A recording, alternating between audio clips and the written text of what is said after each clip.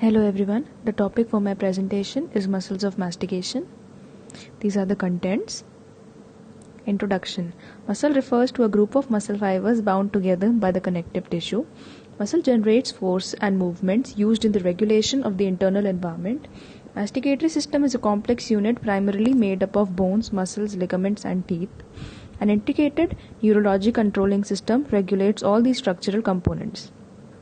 Mastication. Mastication is defined as the process of chewing food in the preparation for swallowing and digestion.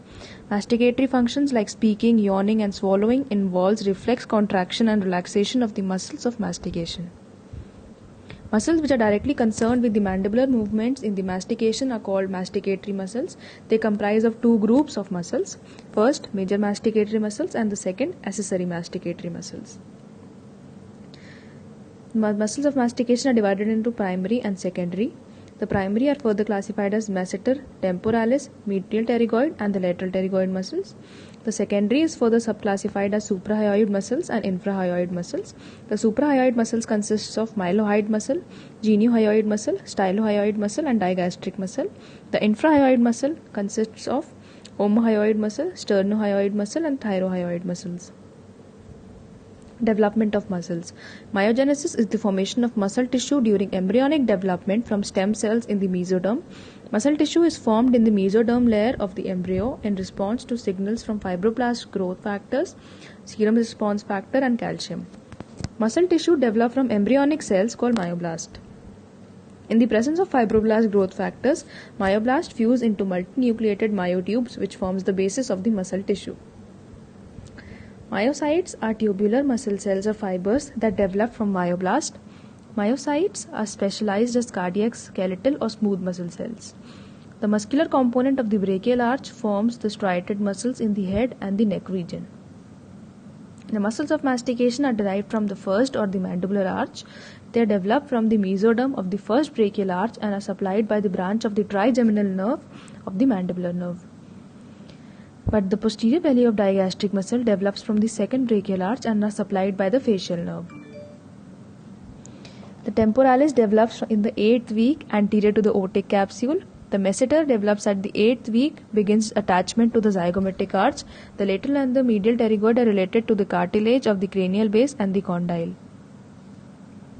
The major muscles of mastication are masseter, medial pterygoid, lateral pterygoid and the buccinator. Starting from the masseter. The masseter is a short quadrilateral muscle, has a superficial layer, a middle layer and a deep layer. Superficial fibers pass downwards and backwards at 45 degrees. Deep and middle fibers pass vertically downwards. The superficial layer originates from the anterior two-thirds of the lower border of the zygomatic arch and the joining zygomatic process of the maxilla. Insertion is at the angle and the lower posterior half of the lateral surface of the mandibular ramus. The middle layer originates from the medial aspect of the anterior two-thirds of the zygomatic arch and forms the lower border of the posterior third. It is inserted into the center part of the ramus of the mandible. Deep layer originates from a whole length of the deep surface of the zygomatic arch and is inserted into the upper part of the mandibular ramus and its coronoid process. The relations are superficial relations are with skin, platysma, risorius, zygomatic major and parotid gland. The deep relations are with temporalis, mandibular ramus, massetic nerve and artery. The posterior margin is overlapped by parotid gland and anterior margin projects over the buccinator and crossed below by facial vein. Actions are to elevate the mandible to occlude teeth in the mastication, lateral movement of the mandible for efficient chewing and grinding of the food, unilateral chewing as well as retraction of the mandible. Nerve supply is supplied by anterior trunk of the mandibular nerve and blood supply is by mesenteric artery. Now coming to temporalis, it is a fan-shaped muscle, begins lateral development in the 8th week, occupying the space anterior to the otic capsule. As the temporal bone begins to ossify in the 13th week, the muscle attaches to it. It arises from a hole of the temporal fossa and from a deep surface of temporal fascia. The fibers converge and descend into the tendon, which passes through the gap between the zygomatic arch and side of the skull and attaches to medial surface, apex anterior and posterior border of the coronoid process and the anterior border of the mandibular ramus almost to the last molar teeth. Its relations are superficial relations are with skin, temporal fascia, superficial face, temporal vessels, auriculotemporal nerve, temporal branches of the facial nerve, zygomatic temporal nerve, epicranial aponeurosis, zygomatic arch, as well as the masseter. The deep relations are with temporal fossa, lateral pterygoid, superficial head of the medial pterygoid, buccinator, maxillary artery, deep temporal nerves, buccal nerves and vessels. Actions are elevation of the mandible, retraction of the mandible, crushing of food between the molars. Posterior fibers draw the mandible backwards after it has been protruded. It also contributes side to side grinding movement. Nerve supply is by deep temporal branch of the anterior trunk of the mandibular nerve, and blood supply is by deep temporal artery. The lateral pterygoid is a short, thick conical muscles with two heads, the upper head and the lower head. Upper head arises from the infratemporal surface and infratemporal crest of the greater wing of sphenoid. The lower head, lateral surface of the lateral pterygoid plate. It is inserted in the depression in front of the neck of the mandible, articular capsule and the disc of the TMJ. Relations are superficial relations is with mandibular ramus, maxillary artery, tendon of the temporalis and masseter. Deep relations are with upper part of the medial pterygoid, sphenomandibular ligament, middle meningeal artery and mandibular nerve. Upper border with temporal and masseteric branches of the mandibular nerve, and lower borders with lingual nerve, inferior alveolar nerve, middle meningeal artery. Actions: the superior head is active during the power stroke, which is closure of the mandible against the resistance such as chewing, clenching of the teeth together. Inferior head depresses the mandible to open mouth with suprahyoid and infrahyoid muscle, protrusion and contralateral excursion. Nerve supply is by anterior trunk of the mandibular nerve, and blood supply is by pterygoid branch of the maxillary artery. The clinical importance is it is most commonly involved muscle in MPDS. Unilateral failure of the lateral pterygoid muscle to contract results in deviation of mandible towards the affected side and opening. The bilateral failure results in limited opening, loss of protrusion and loss of full lateral deviation. Medial pterygoid muscle. It is a thick quadrilateral muscle with superficial and deep head. The superficial head originates from maxillary tuberosity and the pyramidal process of the palatine bone. The deep head originates from the medial surface of the lateral pterygoid plate and the pyramid process of palatine B. Insertion is in the roughened area of the mesial surface of the angle and adjoining ramus of mandible, below and behind the mandibular foramen and mylohyoid groove. The lateral surface relations are with mandibular ramus, sphenomandibular ligament, maxillary artery, inferior alveolar vessels, lingual nerve and parotid gland. Mesial surface with tensor palatini, styloglossus, stylopharyngeus and areolar tissue. Actions are to elevate the mandible and helps in side-to-side movement. Nerve supply is by medial pterygoid branch of the mandibular nerve, and blood supply is by pterygoid branch of the maxillary artery. Clinical importance: medial pterygoid muscle can be palpated only intraorally. Commonly involved in MPDS, trismus following inferior alveolar nerve block is mostly due to involvement of medial pterygoid muscle. Now coming to accessory muscles which helps in mastication. The first is digastric muscle. It originates the anterior belly in the digastric fossa of the mandible and posterior belly by mastoid notch on the medial surface on base of the mastoid process. Insertion: the both heads meet at intermediate tendon which perforates styloid muscle and is held by fibrous pulley to hyoid bone. The nerve supply: anterior belly is supplied by mylohyoid nerve, a branch of mandibular division of the trigeminal nerve, and posterior belly is supplied by nerve from posterior auricular branch of the facial nerve. The actions are to depress and retract the mandible, so assisting the lateral pterygoid muscle in opening the mouth. Elevation of hyoid bone utilized during swallowing. Mylohyoid muscle is a flat triangular muscle with two mylohyoids from the floor of the mouth. It is situated just below the anterior belly of the digastric muscle, originates from the mylohyoid line of the mandible, extends from the symphysis in front to the last molar teeth behind. It is inserted the posterior fibers in the body of hyoid bone, and the middle and the anterior fibers are inserted in the median raphe between the mandible and the hyoid bone.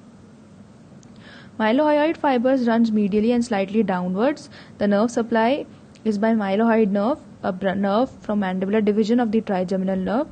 Its action are to elevate the floor of the mouth during the deglutition process, depresses the mandible and elevates the hyoid bone. Geniohyoid. It is a short and narrow muscle, lies above the medial part of the mylohyoid muscle, originates from the inferior Melton spine. Fibers run backwards and downwards and are inserted into the anterior surface of the body of hyoid bone. The nerve supply is by fibers from first cervical nerve via hypoglossal nerve, and actions are to elevate hyoid bone and depress the mandible. Stylohyoid muscle is a slender muscle lying anterior and superior of the posterior belly of digastric muscle, originates from the styloid process of the temporal bone. It inserts on the body of the hyoid. Relations: it shares this muscle's innervation by facial nerve. Function is to draw the hyoid bone backward and elevate the tongue.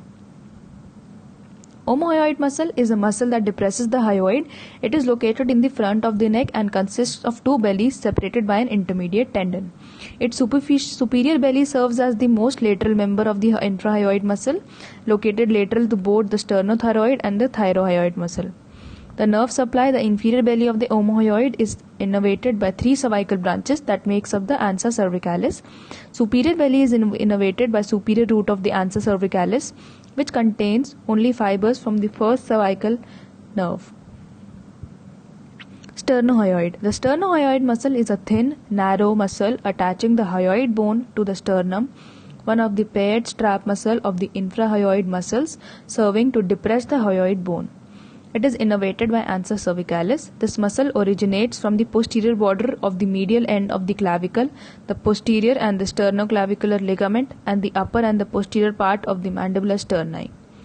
Passing upwards and medially, it is inserted by short tendinous fibers into the lower border of the body of the hyoid bone. The thyrohyoid muscle is a small skeletal muscle on the neck which depresses the hyoid and elevates the larynx. This quadrilateral muscle, appearing like an upward continuation of the sternothyroideus, it belongs to the infrahyoid muscle group. It arises from oblique line on the lamina of the thyroid cartilage and is inserted into the lower border of the greater cornu of hyoid bone.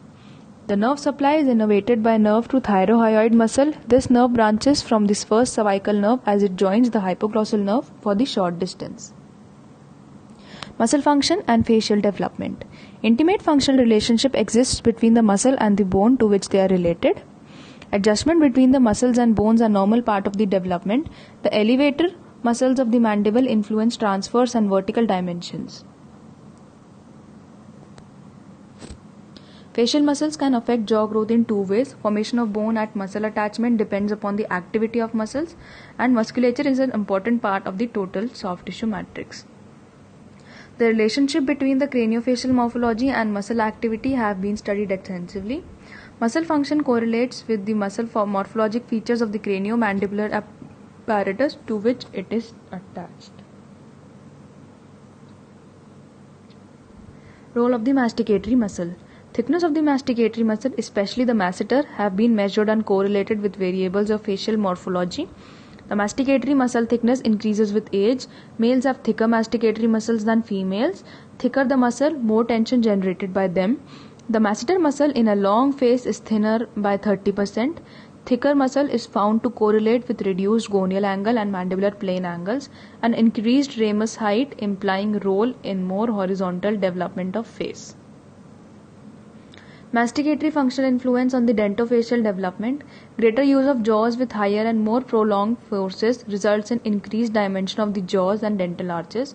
Decreased biting force might affect how much the teeth erupt and thereby affect the lower face height and overbite relationship. Equilibrium theory suggests that the shape of the muscular process of the jaw should reflect muscle size and activity. For example, enlargement of mandibular gonial angle can be seen in the humans with muscular hypertrophy of the mandibular elevator muscles. Difference between human racial groups in relation to the dental arches reflects the dietary difference between these groups, and change in craniofacial dimension from early to modern civilization have been related to accompanying dietary changes.